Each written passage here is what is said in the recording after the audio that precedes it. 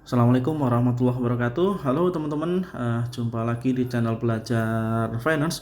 Oke, di kesempatan kali ini kita sharing saham Solusi Bangun Indonesia Tbk ya, atau kode sahamnya SMCB, sebuah perusahaan BUMN, anak perusahaan dari Semen Indonesia Tbk atau SMGR ya.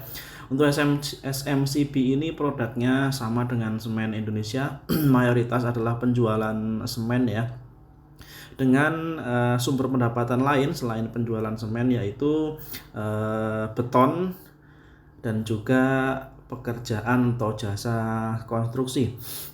Namun tetap porsi terbesarnya adalah dari penjualan semen. Produknya sendiri bermerek Dynamix dan juga semen Holcim, teman-teman. Oke, pertama-tama kita lihat dulu posisi harga saat ini, teman-teman ya. Di video ini saya buat di tanggal 28 Desember 2023 di hari Selasa. Pagi hari ya, sebelum market buka ini saya buat videonya. Untuk harganya di 1335 dia naik 3 poin, dan dilihat dari minggu kemarin atau harga satu minggu terakhir, dia satu minggu terakhir naik 5,12 poin ya, sementara di satu bulan terakhir dia turun cukup dalam, minus 24%. Di 3 bulan terakhir juga masih turun, sementara dari awal tahun dia turun 6,97%, dan dalam satu tahun terakhir dia turun 7,12%. Nah, ada hal yang menarik di saham ini, teman-teman ya. Jadi secara kinerja profit dia sedikit turun ya, memang mencatatkan penjualan dan juga profit yang turun, walaupun turunnya tidak sampai dalam ya, kalau tidak salah kurang dari 5% ya penurunan kinerjanya. Namun harga sahamnya terkoreksi cukup dalam ya, jika dibandingkan dengan kuartal yang sama di tahun 2022 ya. Jadi kita membandingkan antara kinerja profitnya, kinerja labanya dengan harga sahamnya saat ini. Nah, seperti itu untuk pergerakan harganya. Nanti kita lihat lagi ya di grafiknya menggunakan moving average ya. Sekarang kita lihat dulu untuk kinerja laba perusahaan. Kita lihat di IPS-nya, teman-teman. Nah, IPS-nya sendiri untuk sampai dengan periode triwulan 3 atau kuartal 3, dia mencatatkan sedikit penurunan ya. Total IPS sampai dengan kuartal 3 tahun ini 62 ya, 61 atau dibulatkan 62 IPS-nya. Sedangkan di tahun lalu sampai dengan periode yang sama di kuartal 3 dia IPS-nya adalah 66 ya. Jadi turun dari 66 ke 63 untuk angka IPS atau laba bersih per lembar sahamnya. Kemudian jika diproyeksikan sampai dengan akhir tahun, IPS itu di tahun ini akan kurang lebih diproyeksikan mencapai 82 ya. Ini adalah lebih rendah dibandingkan dengan tahun kemarin. Oke, kita lihat dulu. Oh ya, dia rutin membagikan dividen setidaknya dalam 4 tahun terakhir ya, dari 2019 sampai dengan tahun kemarin rutin membagikan dividen. Dibagikannya di bulan April dan juga Juni, teman-teman ya, untuk pembayaran dividen dengan payout ratio sekitar 30%. Maka dividen yieldnya untuk tahun kemarin tercatat 2,09%. Kecil ya dividen yieldnya ya, jadi jangan terlalu berharap dari dividennya, teman-teman. Kemudian kita lihat kesehatan rasio keuangannya, terutama hutang dibandingkan dengan modalnya. Kita lihat di liquidity, di debt equity ratio, teman-teman ya, 77,28%. Ini masih cukup sehat secara rasio hutang dibandingkan dengan jumlah modalnya. Kemudian dari valuasinya kita lihat PI rasionya 16,3%. Ini cukup tinggi, cukup mahal ya untuk PI rasionya. Kemudian PBV-nya 0,99, ini masih rasional, masih sedang ya, masih oke, tidak terlalu mahal. Kemudian satu hal yang menjadi catatan untuk SMCB ini, jadi sebagaimana layaknya perusahaan-perusahaan di industri semen ya, dan memang margin profitnya kecil, teman-teman. Kita lihat coba di net profit margin ya, atau NPM, hanya mencatatkan angka 6,18% ya, sebuah margin keuntungan yang cukup tipis. Tapi hal ini bisa kita komparasi dengan perusahaan lain di bidang produksi dan penjualan semen. Memang untuk semen ini marginnya tipis ya. Lalu kita lihat di return on equity-nya atau tingkat laba dibandingkan dengan modal yang dikeluarkan itu 6,07%. Ini juga tipis juga, otomatis karena margin laba bersihnya juga memang tipis ya. Lalu ROA-nya 3,4. Jadi secara profitability untuk industri semen kita lihat sejauh yang saya pelajari dia tipis ya marginnya teman-teman ya. Oke, kita lanjutkan sekarang. Sebelumnya kita lihat dulu ke kondisi keuangan perusahaan, teman-teman. Kita lihat secara tahunan atau annual ya. Di income statement atau laba rugi kita lihat secara tahunan, dia revenue-nya atau pendapatannya yang grafik berwarna pink ya, itu cenderung naik turun ya. Tidak ada pergerakan yang tumbuh konsisten maupun turun secara terus-menerus.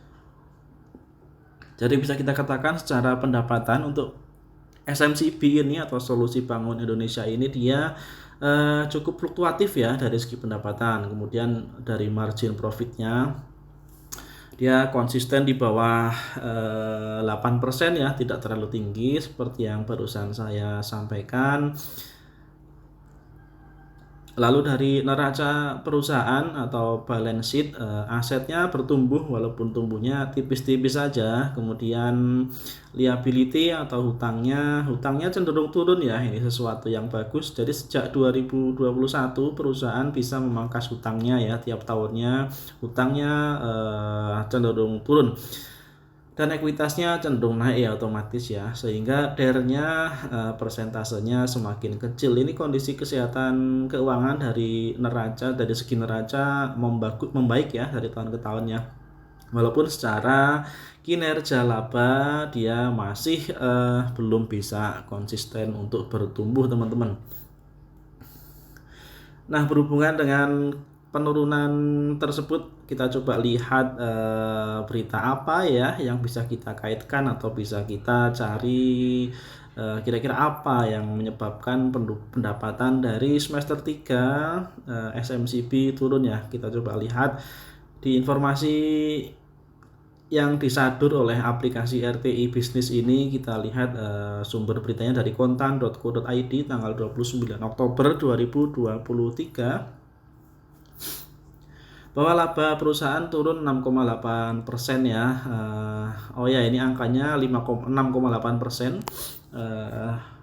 Koreksi yang tadi saya bilang sekitar 5%, jadi tepatnya 6,8% penurunan laba bersihnya dibandingkan dengan periode yang sama yaitu kuartal 3 tahun lalu.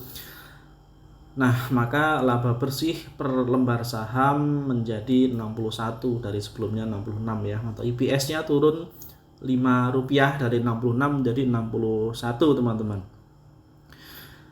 Oke, nah penurunan laba bersih itu sejalan dengan penurunan pendapatan ya. Jadi korelasinya seperti itu, pendapatannya turun maka laba bersihnya juga turun ya. Dan ini penjabaran tentang pendapatan SMCB bersumber dari mayoritas dari penjualan semen ya.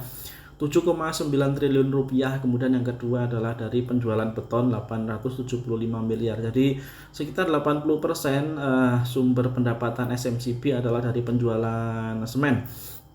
Oke, kemudian dari segi beban pokok pendapatan naik tipis 0,003%. Kemudian beban umum dan administrasi naiknya juga tipis. Sedangkan untuk beban keuangan bisa ditekan 14,3% turun ya beban keuangannya ya. Jadi secara pendapatan maupun secara laba bersih SMCB sedang turun. Oke, namun kalau kita melihat dari penurunan tersebut relatif tipis ya, dan harga sahamnya dan EPS-nya kalau kita lihat teman-teman tertinggi di 2022 Rp93 ya EPS-nya ya, dan proyeksi sampai akhir tahun untuk 2023 ini 82. Angka 82 ini EPS ini kurang lebih sama atau lebih tinggi sedikit dibandingkan dengan 2021 yaitu 80, kemudian 2020 85. Nah, dari perbandingan EPS ini harusnya harganya tidak akan jauh-jauh dari harga tahun 2020 dan 2021 ya. Ini kalau kita melihat hubungan antara EPS atau laba bersih kita bandingkan dengan harga sahamnya ya. Coba kita nanti lihat harga 2020 dan 2021 seperti apa teman-teman ya. Oke.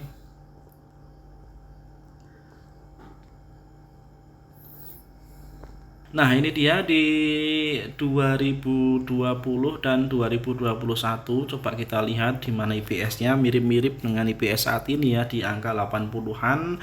2020 ada koreksi dalam, tentunya kita harus maklumi waktu itu ada Covid ya, yang sehingga harganya turun di 575. Namun kita lihat dia mulai membentuk harga kenaikan, kemudian di harga 1300 ke harga 1076, kemudian naik lagi ke 1327 ya. Nah, hal yang berbeda di 2021 ya, di mana harga sahamnya lebih banyak bergerak di kisaran paling rendah di ya rata-rata di 1578 sampai dengan 1800-an. Nah, ini kabar bagusnya ini ya. Jadi di 2021 di harganya itu di atas 1500 ya, sampai dengan menyentuh 1800 ya. Jadi ada gap dibandingkan dengan harga saat ini di 1335. Coba kita hitung teman-teman ya, jika mencapai harga tinggi yang beberapa kali dicapai di tahun 2021, yaitu kita pakai saja misalkan 1829 ya, 1829 nanti kita kurangi dengan 1335. Kita hitung dulu teman-teman. 1829 kita kurangi dengan 1335. Nah, sebetulnya ada ruang untuk capital gain segini teman-teman ya, cukup tinggi ruang atau peluang untuk profit dari capital gain-nya. Kita lihat historis harga tahun 2022 ya, 2021, di mana harga di tahun itu rata-rata di atas 1500 sampai dengan 1800-an. Jadi ada potensi profit 37% ya. Ini angka yang bisa kita catat sebagai target harga di harga 1800-an. Nah, 2021 dia ada harga terendah itu di awal 2021, harganya di 1300.